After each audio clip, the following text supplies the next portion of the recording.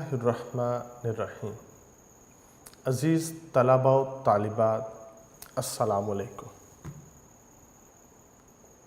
مجھے امید ہے تمام طلباء اپنے گھروں میں خیر و عافیت کے ساتھ ہوں گے، اور میری اللہ رب العزت کی بارگاہ سے دعا ہے اللہ پاک آپ کو ہمیشہ خیر و عافیت کے ساتھ رکھے اور آپ کو علم نافع عطا فرمائے۔ عزیز طلباء، آج کا ہمارا لیکچر حصہ نثر پہ ہے۔ حصہ نثر میں ہمارا چیپٹر نمبر 5 ہے، اکبری کی حماقتیں۔ عزیز طلباء، اکبری کی حماقتیں جو چیپٹر ہے، اس کو تحریر کیا ہے ڈپٹی نذیر احمد نے۔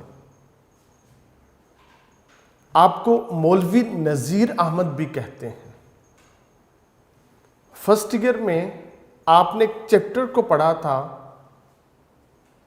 جو آپ کی شخصیت پر تھا، مولوی نذیر احمد۔ آپ کو نذیر احمد دہلوی بھی کہتے ہیں۔ آپ کے پوتے شاہد احمد دہلوی نے اس چیپٹر کو تحریر کیا ہے۔ عزیز طلباء، مولوی نذیر احمد کا شمار ارکان خمسہ میں ہوتا ہے۔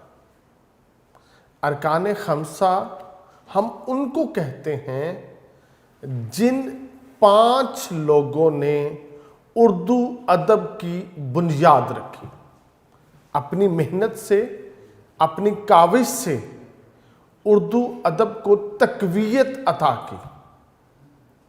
ارکان خمسہ میں ایک نام سر سید احمد خان کا ہے، ایک نام مولانا الطاف حسین حالی کا ہے، ایک نام مولانا شبلی نعمانی کا ہے، اور ایک نام ڈپٹی نذیر احمد کا بھی۔ عزیز طلباء، اردو ادب کے آپ پہلے ناول نگار ہیں۔ آپ نے بے شمار کتابوں کے تراجم لکھے ہیں۔ آپ کو فخر ہے آپ نے قرآن پاک کا ترجمہ لکھا اور کہا میری باقی سب جو کتابیں ہیں، میرا علمی جتنا کام ہے وہ سب لوگوں کے لیے ہے، مگر خالصتاً قرآن پاک کا ترجمہ میری ذات کے لیے ہے۔ تو عزیز طلباء، آپ نے بڑی محنت اور مشقت کے ساتھ اپنی زندگی شروع کی۔ غریب گھرانے سے آپ کا تعلق تھا، مگر محنت اور مشقت کے سبب آپ ڈپٹی کمشنر کے عہدے تک پہنچے تھے۔ ڈپٹی کلیکٹر اس وقت اس عہدے کو کہا جاتا تھا۔ تو عزیز طلباء، ایک طرف آپ نے تحریک علی گڑھ کا ساتھ دیا، ایک طرف سر سید احمد خان کو تقویت دی، ایک جانب آپ نے اردو زبان کے تحفظ کی تحریک میں اپنا بے مثال کردار ادا کیا، ایک جانب مسلم لیگ کے قیام میں آپ نے بہت بڑا رول ادا کیا، وہیں پہ آپ نے اپنی بیٹی کو جہیز میں ایک ناول دیا جس کا نام تھا میرات العروس۔ جس ناول سے، میرات العروس آپ کے ناول سے، یہ چیپٹر اکبری کی حماقتیں آپ کے لیے آپ کے سبق میں درج کیا گیا۔ آپ نے اپنی بیٹی کو 2 کردار سمجھائے۔ ایک کردار اکبری کا تھا، ایک کردار اصغری کا تھا۔ جو اکبری ہے یہ بڑی بہن ہے، یہ بد مزاج ہے، یہ بد سلیقہ ہے، یہ پھوہڑ ہے، اور اس نے تعلیم حاصل نہیں کی، اور اسی کے ساتھ نانی کے لاڈ پیار نے اس کو اور خراب کیا۔ اس کی ناجائز بات، نہ ماننے والی بات بھی مانی جاتی تھی، جبکہ اسی کے پیرالل اصغری کا کردار ہے، جو چھوٹی بہن ہے مگر تعلیم یافتہ ہے، سلیقہ مند ہے، سگھڑ ہے، ادب آداب دید لحاظ اس کی شخصیت میں شامل ہے۔ اب یہ دونوں کردار اپنی بیٹی کے سامنے رکھے کہ آپ کو زندگی میں جب کوئی معاملہ پیش آئے تو آپ نے دیکھنا ہے کہ اکبری نے اس کام کو کیسے کیا اور اس کے بعد وہ کام کیسا سر انجام پایا، اور نمبر 3 پہ اس کام کے بدلے میں اکبری کو عزت ملی کہ ذلت ملی۔ پھر اس کام کو اصغری نے کیسے کیا، اس کام کی بدولت جو اصغری کو عزت اور ریسپیکٹ کیا ملی، وہ جو کام اصغری نے کیا اس کی پرفیکشن، اس کا سٹینڈرڈ کیا تھا، یہ دونوں کردار سامنے رکھے اور راستہ متعین کرنا بیٹی پہ چھوڑ دیا۔ چاہے اکبری کی طرح زندگی بسر کر لو، چاہے اصغری کی طرح زندگی بسر کر لو، تمہارے سامنے دونوں رخ ہیں۔ گویا سکے کے دونوں رخ اکبری اور اصغری کی صورت میں وہ اپنی بیٹی کو دکھائے۔ یہ ناول اتنا معروف ہوا، اتنا مشہور ہوا، اس کی اتنی شہرت ہوئی کہ اس کے لا تعداد ایڈیشنز اس وقت سے لے کے آج تک پبلش ہوتے ہیں۔ لوگ قرآن پاک کے ساتھ میرات العروس ناول کو اپنی بیٹیوں کو جہیز میں دیتے ہیں اور کہتے ہیں کہ اس کا مطالعہ بھی کرتی رہنا تاکہ تم اپنے گھر کو آباد رکھ سکو۔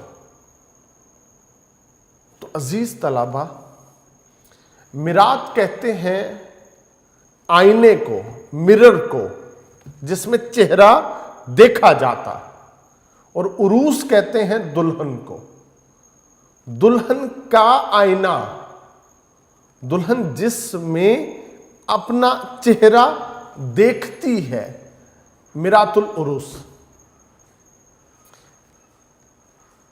یہ چند سال پہلے ملک پاکستان کی ایک رائٹر عمیرہ احمد نے بھی میرات العروس کو آج کے زمانے کی، 21ویں صدی کے زمانے کی، اس کے اوپر اس کو ڈھال کے نئی شکل ترتیب دی ہے جو انتہائی خوبصورت اور بھلی بھی ہے۔ اس کے اوپر ایک ڈرامہ بھی باقاعدہ بنا اور چلا۔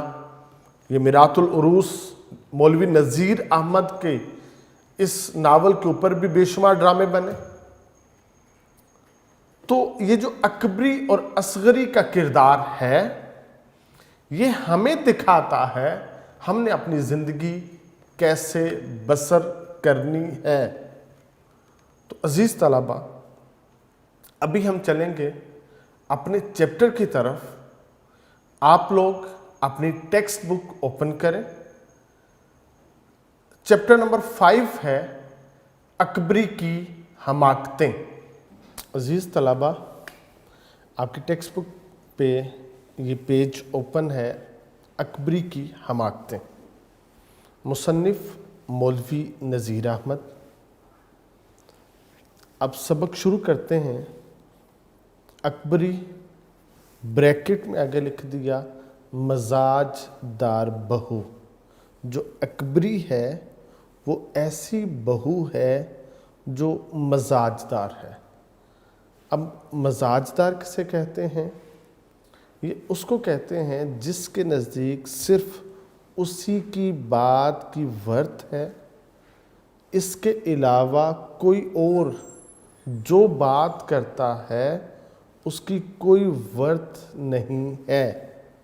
کوئی مشورہ دیتا ہے وہ اس کے مشورے کو ردی کی ٹوکری میں پھینک دیتے، یعنی اپنے آپ کو، اپنی بات کو ترجیح دینے والا مزاج دار کہلاتا ہے۔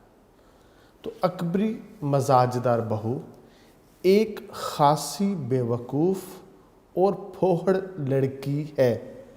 اب اکبری کا تعارف کروایا جا رہا ہے۔ اس کے تعارف میں دو لفظ بڑے نمایاں ہیں، خاصی بے وقوف کہ وہ بہت زیادہ بے وقوف ہے، پھوہڑ بد سلیقہ ہے، بد مزاج ہے، اسے کوئی کام نہیں کرنا آتا، نکھٹو ہے۔ تو اکبری جو ہے وہ بے وقوف ہے اور پھوہڑ لڑکی ہے، جس کی شادی محمد عاقل سے ہوئی۔ اکبری کے شوہر کا نام عاقل ہے، محمد عاقل کے ساتھ اس کی شادی ہوئی۔ بیٹا یہاں پہ اس ناول میں مولوی نذیر احمد نے اسم با مسمہ کو مراد لیا ہے۔ اسم با مسمہ کسے کہتے ہیں؟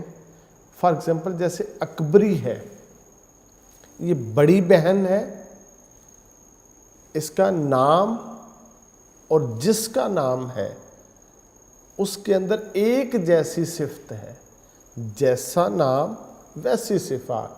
اکبری نام ہے بڑی بہن، تو یہ ہے ہی بڑی بہن ہے۔ اصغری چھوٹی بہن، نام اصغری، مسمہ چھوٹی بہن، اسم با مسمہ اس طرح کہتے ہیں۔ ایسے ہی عاقل، عاقل کا معنی ہوتا ہے عقل مند، تو یہ بھی اسم با مسمہ ہے کہ اکبری کا جو شوہر ہے اس کا اسم محمد عاقل ہے، با مسمہ، اور وہ واقعتاً عقل مند ہے، جیسا نام ویسی شخصیت، اس کو کہتے ہیں اسم با مسمہ۔ تو مصنف نے یہاں پہ اس چیز کا استعمال کیا۔ اس نے ساس سسر سے لڑنے جھگڑنے کے بعد روٹھ کر اپنے خاوند کے ساتھ الگ گھر میں رہنا شروع کیا۔ اب یہاں پہ ہمارا ایک معاشرتی رشتہ ہے جس کا مولوی نذیر احمد نے تذکرہ کیا، اور وہ ہے ساس سسر۔ بہو نے، اکبری نے اپنے ساس سسر یعنی عاقل کے والد اور والدہ سے لڑنے جھگڑنے کے بعد روٹھ کر، ناراض ہو کر اپنے خاوند محمد عاقل کے ساتھ الگ گھر میں، علیحدہ گھر میں رہنا شروع کیا۔ اب یہ جو معاشرتی رشتہ ہے ساس سسر، یہاں پہ اس کی بھی اہمیت ہے۔ عزیز طلبہ، یہ جو ساس کا ایک جو کردار ہے، یہ ہماری سوسائٹی میں ایک بہترین ٹرینر کا کردار ہے۔ ساس اپنی بہو کو وہ ہر چیز اس کی ٹریننگ کر کے، ہر کام میں، ہر بات میں اس کو ٹرینڈ کر کے وہ چاہتی ہے کہ اپنے گھر کی سربراہی اس کے ہاتھوں میں تھما دے۔ وہ اس لیے اس کے اوپر زیادہ توجہ کرتی۔ دیکھا گیا ہے معاشرے میں والدہ اپنی بیٹی کے لیے وہ نرم رویہ رکھتی ہے، جس کی وجہ سے بیٹی 2 چیزیں سیکھ جاتی ہے اور 2 چیزیں میں لاپرواہی کر جاتی۔ ساس چاہتی ہے کہ میرا گھر میرے بعد جس کے پاس ہو، جو اس کی باغ دوڑ سنبھالے، وہ 100% ٹرینڈ ہو۔ تو ساس ایک ٹرینر کا کردار ہماری سوسائٹی میں رکھتی ہے۔ تو ساس سسر کے ساتھ لڑنے جھگڑنے کے بعد وہ علیحدہ گھر میں اکبری رہنے لگی، لیکن اس کی بد انتظامی اور ناسمجھی نے گھر کو برباد کر کے رکھ دیا۔ اس کی بد انتظامی، کیونکہ گھر کا نظم و نسق سنبھالنا، اس کا ڈسپلن، اس کا انتظام سنبھالنا ایک مشکل کام ہے، جو اس نے کسی سے سیکھا نہیں تھا، نہ اپنی والدہ سے سیکھا اور نہ اپنی ساس سے سیکھا، اور اوپر سے وہ خاصی بے وقوف ہے اور پھوہڑ ہے، جس کی وجہ سے اس کا گھر برباد ہو گیا۔ اسی دوران وہ کٹنی کے ہتھے چڑھ گئے۔ اب یہ جو کٹنی ہے یہ کردار ہے، دھوکے باز عورت کا یہ کردار ہے۔ کٹنی اس کردار کو کہتے ہیں جس کے ہاتھی کے دانت دیکھنے کے اور کھانے کے اور ہوتے ہیں۔ یہ ایک ایسا کردار ہے جس نے اپنے آپ کو ایک بحروب میں چھپایا ہوتا ہے۔ پنجابی میں کہا جاتا ہے اتوں میاں تسبیح وچوں میاں کسبی۔ اوپر سے وہ شخص انتہائی مہذب، بزرگ، زہد اور تقوی والا ہے، مگر باطن سے وہ شخص چور ہے، ڈاکو ہے، دھوکے باز ہے، فراڈیا ہے۔ تو یہ جو کٹنی ہے اس کے ہتھے اکبری چڑھ گئے۔ ایک تو اس نے کیا کیا، بد انتظامی سے اپنے گھر کی جو چیزیں ہیں، یعنی اس کے جہیز کا سامان، وہ سارا خراب کیا، اور دوسرا کٹنی کے ہتھے چڑھ گئی، جو کچھ اس کے پاس تھا وہ بھی لٹا بیٹھے۔ اب یہ اس کا انٹروڈکشن تھا اکبری کا۔ آگے مصنف لکھتے ہیں، اتفاق سے ان دنوں ایک کٹنی شہر میں وارد تھی۔ وارد کہتے ہیں بیٹا داخل ہونا۔ شہر میں داخل ہو چکی تھی ایک کٹنی، اتفاقاً انہی دنوں میں جن دنوں میں اکبری نے علیحدہ گھر میں رہنا شروع کیا، اور ہر جگہ اس کا غل تھا، اس کا شور تھا، کٹنی کا شور تھا کہ ایک کٹنی وارد ہو چکی ہے، وہ لوگوں کو دھوکہ دیتی ہے، ہیلے بہانے سے ان کا سامان لوٹ لیتی ہے۔ تو اس کا یہ شور تھا، اور یہ شور کیوں تھا؟ تاکہ باقی لوگ وہ احتیاط برتیں اور اس کے ہاتھوں وہ لٹنے سے بچ جائیں۔ محمد عاقل نے بھی بی بی سے کہہ دیا تھا، یعنی اکبری، بی بی سے مراد اکبری سے کہہ دیا تھا کہ کسی اجنبی عورت کو گھر میں مت آنے دینا۔ جس عورت کے ساتھ تمہارا کوئی رشتہ نہیں ہے نا، اجنبی ہے، اس کو گھر نہیں آنے دینا۔ ان دنوں ایک کٹنی آئی ہوئی ہے، ریزن بھی بتا دی، وجہ کس وجہ سے گھر نہیں آنے دینا، کہ ایک کٹنی شہر کے اندر داخل ہو چکی ہے جو لوگوں کو لوٹ رہی ہے، اس وجہ سے اسے گھر نہیں آنے دینا۔ کئی گھروں کو لوٹ چکی ہے، لیکن مزاج دار یعنی اکبری شدت سے بے وقوف تھی، بہت زیادہ وہ بے وقوف تھی۔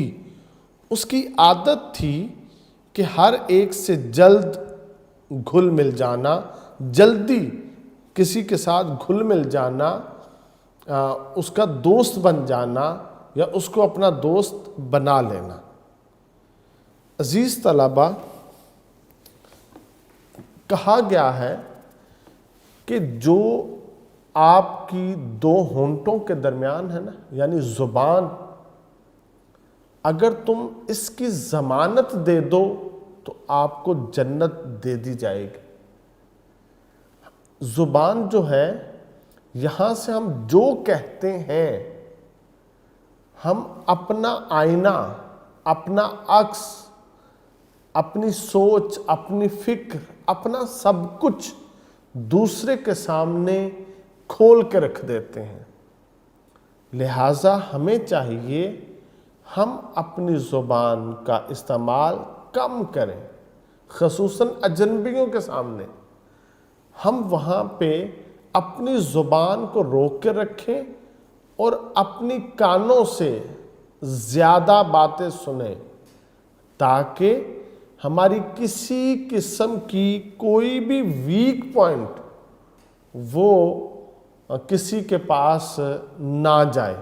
ہم جب بولیں گے تو اپنے عقل، اپنے شعور کا دروازہ کھولیں گے، لہٰذا اپنے دروازے کو اجنبیوں کے لیے بند رکھنا چاہیے، تاکہ کوئی ہم سے کسی قسم کی جو یہ کیفیت ہے لوٹنے والی، دھوکہ دینے والی، وہ نہ کر سکے۔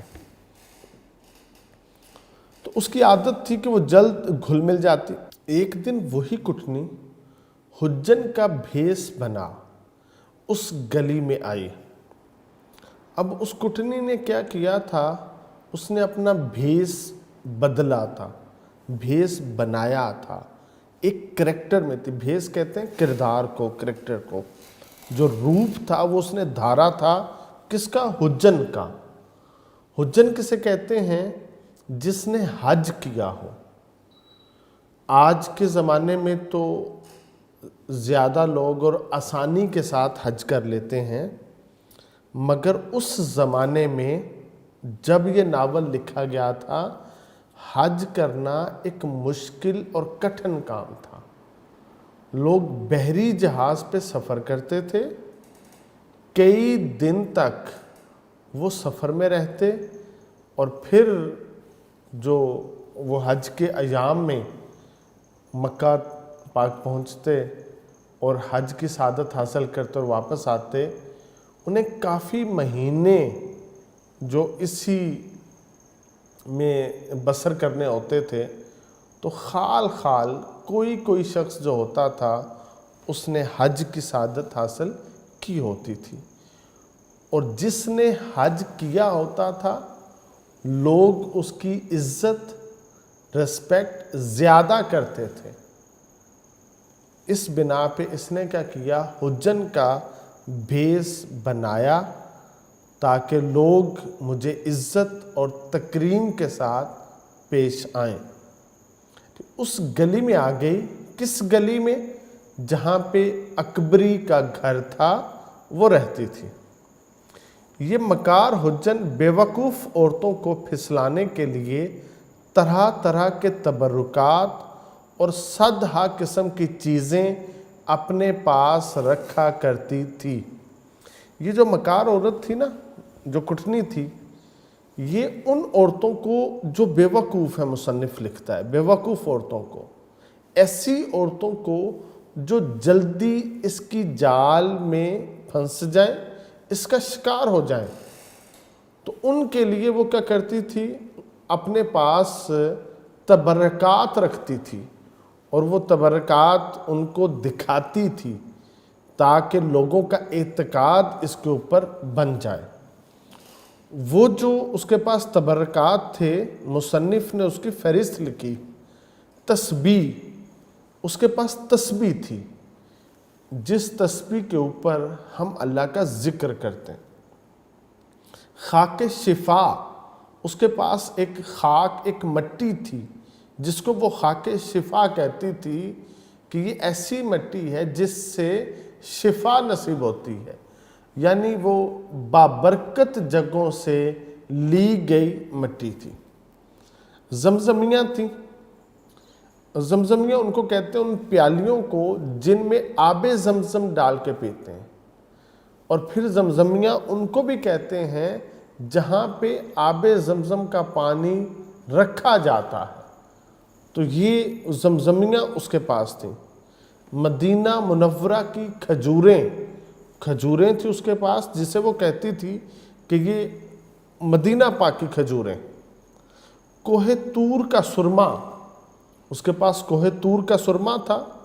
یہ کوہ طور وہ ہے جہاں پہ حضرت موسیٰ کلیم اللہ اپنے رب کے ساتھ ہم کلام ہوا کرتے تھے، اور آپ نے اللہ پاک سے یہ کہا تھا کہ میں تیرا دیدار کرنا چاہتا ہوں۔ تو اللہ رب العزت نے اپنی ایک تجلی اس پہاڑ پہ نازل کی تھی اور کہا تھا کہ اگر موسیٰ تم اس کی تاب لے آئے تو پھر میں تمہیں اپنا جلوہ دکھاؤں گا۔ اس تجلی کے پڑھنے سے یہ سارے کا سارا پہاڑ جو تھا یہ سیاہ ہو گیا تھا۔ جو کوہ طور ہے یہ ایک سیاہ پہاڑ ہے، اس کی ساری مٹی یہ راکھ ہو گئی، جل گئی۔ تو کوہ طور کا سرما اس کے پاس تھا۔ خانہ کعبہ کے غلاف کا ٹکڑا، ہر سال حج کے ایام میں خانہ کعبہ کا غلاف تبدیل کیا جاتا ہے۔ جو پرانا غلاف ہوتا ہے اس کے ٹکڑے کاٹ دیے جاتے ہیں اور تبرکن اسلامی ممالک میں ان کو جو وہ بھیجا جاتا ہے، اور جو اہم شخصیات عمرہ کی سعادت حاصل کرنے کے لیے جاتی ہیں ان کو یہ خانہ کعبہ کے غلاف کے ٹکڑے تبرکن دیے جاتے ہیں۔ تو اس کے پاس یہ خانہ کعبہ کے غلاف کا یہ ٹکڑا موجود تھا۔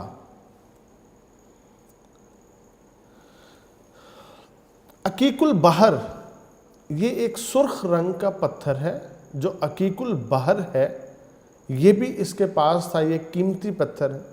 مونگے کے دانے، اس کے پاس مونگے کے دانے تھے۔ ناد علی، حضرت علی رضی اللہ تعالیٰ عنہ کی جو دعا ہے ناد علی، وہ اس کے پاس تھی۔ 5 سورہ، 5 صورتیں ہیں جن کو ایک جگہ کے اوپر اکٹھا کر دیا گیا ہے اور ان کو 5 سورہ کہا جاتا ہے، وہ بھی اس کے پاس ہے۔ 5 سورہ میں جو صورتیں ہیں ان میں ایک سورہ یاسین ہے، ایک سورہ ملک ہے، ایک سورہ رحمان ہے، ایک سورہ مزمل ہے اور ایک سورہ واقعہ ہے۔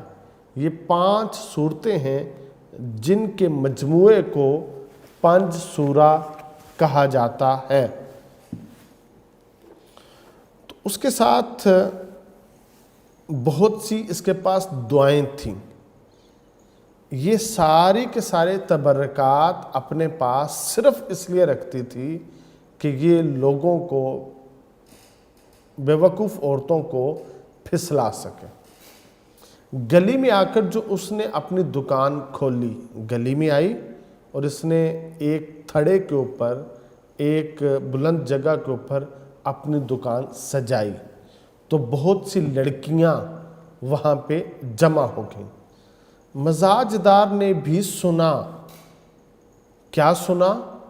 کہ کوئی حجن آئی ہے گلی میں، اس کے پاس بہت سارے تبرکات ہیں اور وہ بڑی اچھی، بڑی نیک اور پارسا عورت ہے۔ جب مزاج دار نے یہ سنا، زلفن سے کہا، گلی سے اٹھنے لگے تو حجن کو یہاں بلا لانا۔ اب جو زلفن ہے یہ مزاج دار کی ملازمہ ہے، تو اس نے اپنی ملازمہ زلفن سے کہا کہ جب حجن اس گلی سے اٹھنے لگے نا تو اسے میرے پاس بلا لانا، اسے کہنا کہ بیگم صاحبہ تمہیں اپنے گھر بلاتی ہیں، ہم بھی تبرکات کی زیارت کریں گے۔ کس مقصد کے لیے بلانا تھا؟ تاکہ ہم تبرکات کی کیا کر سکیں؟ زیارت کر سکیں۔ مزاج دار نے بھی جب یہ سنا اور اسے بھیجا زلفن کو تبرکات کی زیارت کے لیے کہ اسے گھر بلا لاؤ، زلفن گئی اور جا کے کھڑی ہو گئی اور حجن کو جو نا وہ بلا لائی۔ جب حجن فری ہوئی لوگوں سے اور اسے کہا اور بلا لائی، مزاج دار نے بھی بہت خاطرداری سے حجن کو پاس بٹھایا۔ ایک اجنبی عورت ہے اور اس کو خاطرداری سے، خاطرداری کہتے ہیں مہمان نوازی سے، اس کی عزت اور تکریم کر کے اس کو اپنے پاس بٹھایا اور ساری کی ساری چیزیں اس سے دیکھیں۔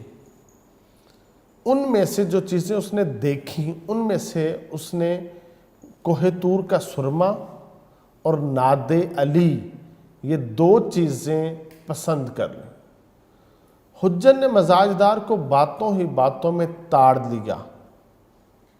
تاڑ لینے کا مطلب ہوتا ہے اندازہ لگا لینا کہ میں اس سے اپنا مطلب نکال پاؤں گی کہ نہیں۔ تو حجن نے باتوں باتوں میں یہ تاڑ لیا کہ یہ عورت جلد ڈھب پر آ جائے گی۔ ڈھب پر آ جانا کہ یہ جو میں اس سے چاہتی ہوں یہ وہ کر لے گی۔ گویا جو کٹنی ہے وہ دھوکہ دینا چاہتی ہے، لوٹنا چاہتی ہے، تو وہ اس نے سمجھ لیا یہ عورت جلد میرے ڈھب پہ آئے گی اور میں اس کو لوٹ لوں گی۔ 1 پیسے کا بہت سا سرما تول دیا، 1 پیسے کا سرما لیا اور اس نے حجن نے کیا کیا؟ زیادہ سرما کم پیسوں میں تول دی اور 2 آنے کو ناد علی حوالے کر دی۔ 2 آنے کو اس نے ناد علی دے دی۔ فیروزے کی 1 انگوٹھی تبرک کے طور پر اپنے پاس سے مفت دی۔ 2 چیزیں خریدی اکبری نے، 1 سرما 1 ناد علی۔ وہ سستا اور زیادہ وہ دے دیا اور 1 انگوٹھی تبرکن اس کو مفت میں دے دی۔ اب اس سارے عمل کا کیا ہوا؟ مزاج دار ریجھ گئی۔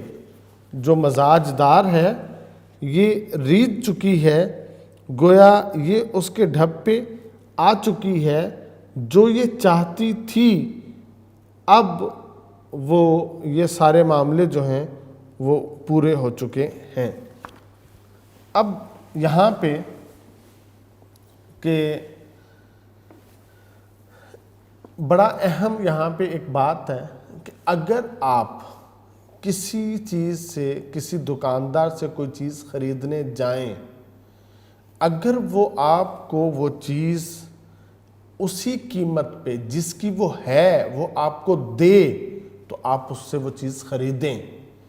اگر وہ شخص آپ کو سستے داموں وہ چیز دے، مارکیٹ میں اس کا وہ ریٹ نہ ہو، تو اس سے وہ کبھی بھی چیز مت خریدیں، کیونکہ وہ آپ کو اپنے ڈھب پہ لانا چاہتا ہے۔